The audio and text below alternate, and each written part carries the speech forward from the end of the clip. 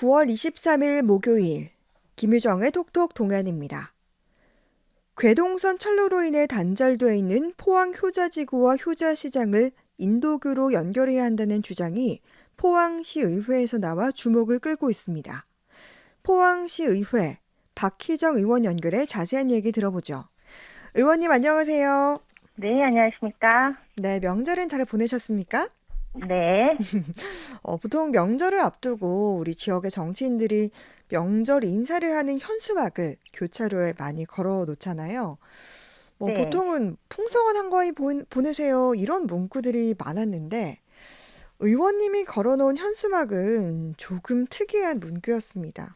아무래도 좀 고민을 많이 하셨을 것 같은데 어떻습니까? 지역구 주민들이 대박 나는 게 저의 소원이라는 문구였는데요. 네. 코로나 때문에 너나 할 것 없이 모두가 힘든 시기이기 때문에 현수막 보시고 허허 하고 잠깐이라도 웃으시면 좋겠다 싶은 그런 마음에서 만든 문구였고요. 네. 저의 진심이기도 했습니다. 네, 그렇군요. 명절 전에 이제 시의회에서 5분 발언을 통해서 괴동선에 대한 이야기를 하셨는데요. 이게 어떤 얘기였는지 좀 말씀을 해주시죠.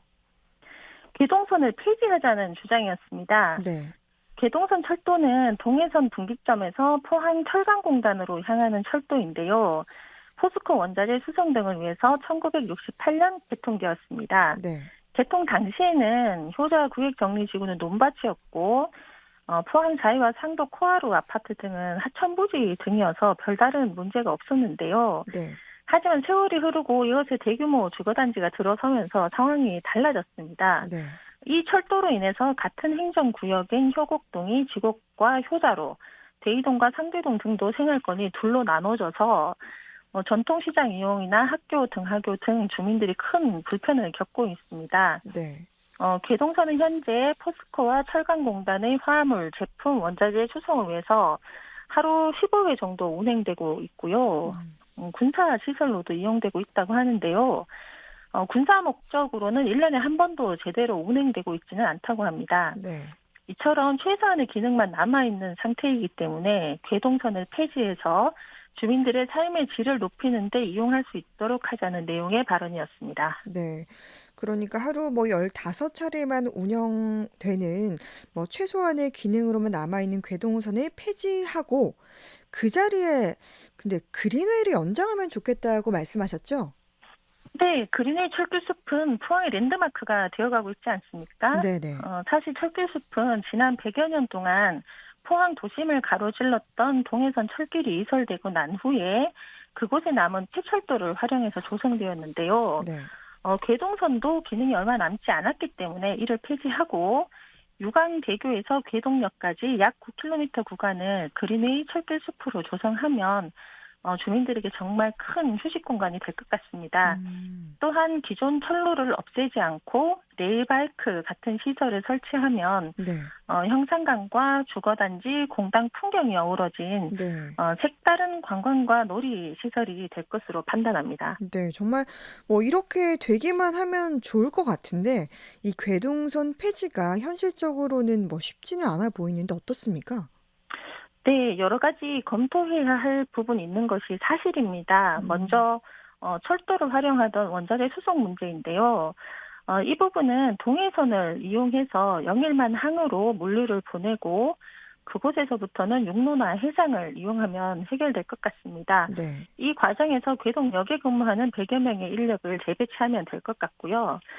사실 군사시설 기능이 남아있다는 게 더 큰 문제인데요. 네. 하지만 앞서 말씀드린 대로 1년에 한 번도 제대로 쓰지 않을 만큼 활용도가 떨어지는 군사시설을 대규모 주거단지 인근에 그대로 남아있게 하는 것도 시대에 뒤떨어진 사고가 아닐까라는 생각이 좀 듭니다. 어쨌거나 저희 주장은 철로를 없애지 않고 기능만 폐지하자는 것이니까 음, 유사시에 군사시설로 재전환하는 것도 어렵지 않을 것 같습니다. 네. 그리고 이제 효자역을 역사 관광 자원으로 활용할 필요성도 있다 이렇게 말씀하셨죠? 인근 지역이 가진 역사성을 숲과 연계해보자는 주장인데요. 네. 효곡동이라는 지명은 사실 효자동과 지곡동을 합해서 만든 지명인데 네. 이 효자동이라는 지명을 가진 동네는 사실 전국적으로 몇 군데 되지 않는다고 합니다. 네. 포항의 효자동이라는 지명은요, 호랑이도 감동시킨 효자를 배출했다는 전설에서 생겨났고, 이를 증명이라도 하듯이 학생 전이 효자비라는 게 남아 있습니다. 네. 현재 향토 문화재로 지정되어 있고 효자교회 앞에 있는데요. 이 인근의 효자시장 부근에는 효자역도 있습니다. 네. 1970년대 지곡의 제철소 사원주택이 건설되면서 이들의 출퇴근을 위해 만들어진 역인데요. 현재는 포항제철소 직원이 지곡이 아닌 다른 곳에 많이 거주하게 되면서 이용객 숫자가 들어서 문을 닫은 상태입니다. 음. 하지만 이 오래된 작은 역의 풍경, 그리고 포항제철소 통근 열차를 타기 위해서 긴 줄이 늘어섰던 모습, 네. 그리고 효자를 배출한 동네 지명과 여기에 철길숲이 어우러지면 포항이라는 도시에 낭만이 더해진 역사 관광 명소가 만들어질 수 있지 않을까 생각이 음. 되고요. 많은 분들이 포항이 낭만도 없고 자랑할 음. 만한 역사도 없다 이렇게 말씀들 많이 하시는데 이렇게 푸념만 할 것이 아니고 우리가 가진 자원을 활용해서 계속 가꾸어 나간다면 낭만도 역사도 있는 도시가 네. 되지 않을까요? 그렇게 되겠네요. 그리고 이 주장이 참 인상이 깊었는데요. 이 효자지구와 효자시장을 잇는 인도교를 건설할 필요가 있다. 이렇게 말씀하셨죠. 네. 대동선 구간 안에 있는 대이동과 상대동도 비슷한 상황이긴 한데요.